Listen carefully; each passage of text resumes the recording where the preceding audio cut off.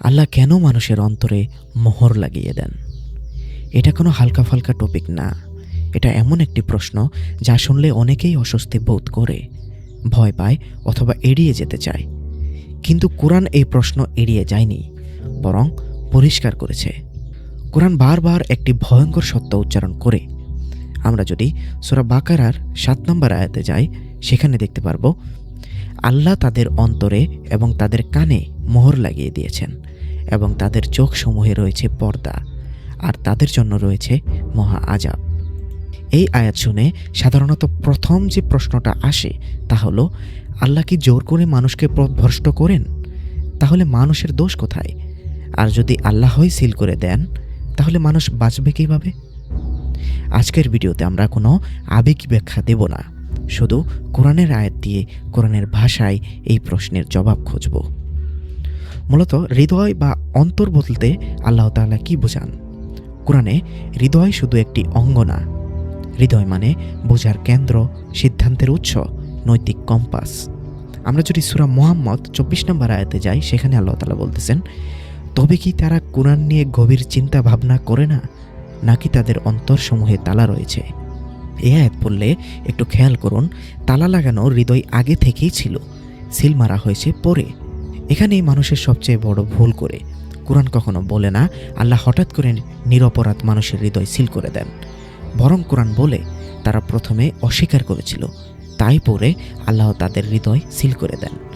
আমরা যদি সূরা নিসা 155 নম্বর আয়াতটি পড়ে দেখি, সেখানে দেখতে পারবো আল্লাহ তাআলা বলতেছেন, অতঃপর তাদের শাস্তি দেওয়া হয়েছিল তাদের অঙ্গীকার ভঙ্গ, আল্লাহর আয়াতসমূহের সাথে কুফরি করা, অন্যায়ভাবে নবীগণকে হত্যা করা এবং এই কথা বলার কারণে যে আমাদের অন্তরসমূহ আচ্ছাদিত। বরং আল্লাহ তাদের কুফরির কারণে অন্তরের উপর মোহর এঁটে দিয়েছিলেন। সুতরাং স্বল্প সংখ্যক ছাড়া তারা ঈমান আনবে না। এই আয়াতটি পড়লে একেবারে স্পষ্টতই বোঝা যায় যে তাদের কুফরির কারণে আল্লাহ তাআলা অন্তরের উপর মোহর এঁটে দিয়েছিলেন। কত সুন্দর, কত সুস্পষ্ট একটি আয়াত। অর্থাৎ সিল কোনো অবিশ্বাসের কারণ না, সিল হলো অবিরাম অস্বীকারের ফলাফল। কোরআন অনুযায়ী এই প্রক্রিয়াটি কখনো হঠাৎ ঘটে না। চলুন আমরা ধাপে ধাপে দেখে আসি যে হৃদয় সিল হওয়ার প্রক্রিয়াটি আসলে কি। আমরা একটা কোরআনিক প্যাটার্ন তৈরি করব। প্রথম যে ধাপটি হলো সেটা হলো সত্য স্পষ্টভাবে আসে। আমরা যদি সূরা বাকারার 99 নম্বর আয়াতে যাই, সেখানে দেখতে পারবো আল্লাহ তাআলা বলতেছেন যে, আর আমি অবশ্যই তোমার প্রতি সুস্পষ্ট নিদর্শনসমূহ নাজিল করেছি, ফাসিকরা ছাড়া অন্য কেউ তা অস্বীকার করে না। অর্থাৎ প্রথম ধাপ তো একেবারে স্পষ্ট যে আল্লাহ তাআলা তার নিদর্শনসমূহ সুস্পষ্টভাবে নাজিল করেন। তারপর দ্বিতীয় ধাপটি হলো মানুষ তা জেনে বুঝে অস্বীকার করে। আমরা যদি সূরা নামলের 14 নম্বর আয়াতে যাই, সেখানে দেখতে পারবো আল্লাহ তাআলা বলতেছেন, আর তারা অন্যায় ও উদ্ধতভাবে নিদর্শনগুলোকে প্রত্যাখ্যান করল, অথচ তাদের অন্তর তার নিশ্চিত বিশ্বাস করেছিল। অতএব দেখো ফাসাদ সৃষ্টিকারীদের পরিণাম কেমন হয়েছিল। অর্থাৎ এখানে আমরা একটা জিনিস স্পষ্ট বুঝলাম, দ্বিতীয় ধাপটি একেবারে স্পষ্ট যে মানুষ তা জেনে বুঝে অস্বীকার করে। তৃতীয় যে ধাপ সেটা হলো অহংকার, স্বার্থ ও নফস সত্যকে ঢেকে দেয়। আমরা পূর্ববর্তী ভিডিওতে নফস নিয়ে আলোচনা করেছি যে নফসের 3টি স্তর থাকে। সর্বনিম্ন যে স্তর সেটা হলো নফসে আম্মারা।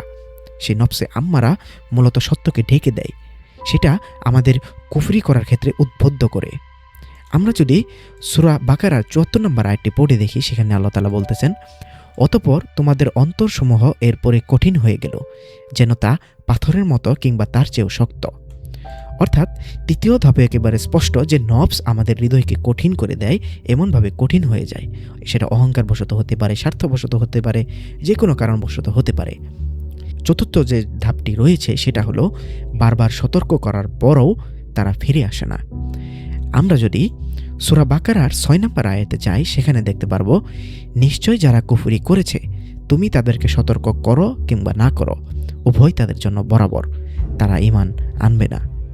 অর্থাৎ তারা বারবার কুফরি করেছে, যার জন্য বারবার সতর্ক করার পরও তারা ফিরে আসে না।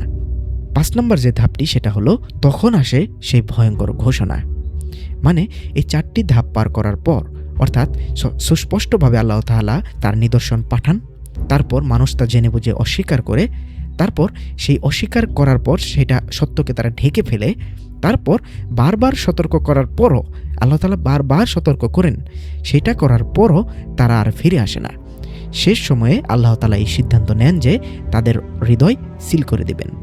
আমরা এখন সেই সূরা বাকারার 7 নম্বর আয়াতটি পড়ে দেখতে পারি, আল্লাহ তাদের অন্তরে এবং তাদের কানে মোহর লাগিয়ে দিয়েছেন এবং তাদের চোখসমূহে রয়েছে পর্দা আর তাদের জন্য রয়েছে মহা আযাব। অর্থাৎ এই 5টি ধাপ পার করার পর এই অবস্থায় মানুষ উপনীত হয়।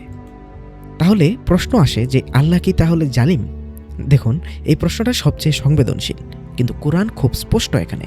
আমরা যদি সূরা ইউনূসের 44 নম্বর আয়াতে যাই, সেখানে আল্লাহ তাআলা বলতেছেন, নিশ্চয়ই আল্লাহ মানুষের প্রতি কিছুমাত্র জুলুম করেন না, বরং মানুষই নিজেদের উপর নিজেরা জুলুম করে।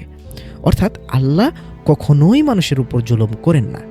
হৃদয় সিল করা কোনো প্রতিশোধ নয়, হঠাৎ কোনো শাস্তি নয়, বরং মানুষের নিজের বেছে নেওয়া পথের চূড়ান্ত পরিণতি। ভয়ঙ্কর যে বাস্তবতা সেটা হলো, আমরা যদি সূরা আল আরাফের 179 নম্বর আয়াতে যাই, সেখানে আল্লাহ তাআলা একটি কঠিন কথা বলেছেন। কথাটি হলো, আর অবশ্যই আমি সৃষ্টি করেছি জাহান্নামের জন্য বহু জিন ও মানুষকে। তাদের রয়েছে অন্তর, তা দ্বারা তারা বোঝে না, তাদের রয়েছে চোখ, তা দ্বারা তারা দেখে না, এবং তাদের রয়েছে কান, তা দ্বারা তারা শোনে না। তারা চতুষ্পদ জন্তুর মতো, বরং তারা অধিক পথভ্রষ্ট। তারাই হচ্ছে গাফেল। সুতরাং এটা অজ্ঞতার কোনো কথা নয়, এটা ইচ্ছাকৃত অস্বীকারের কথা। তাহলে কি সব আশা শেষ?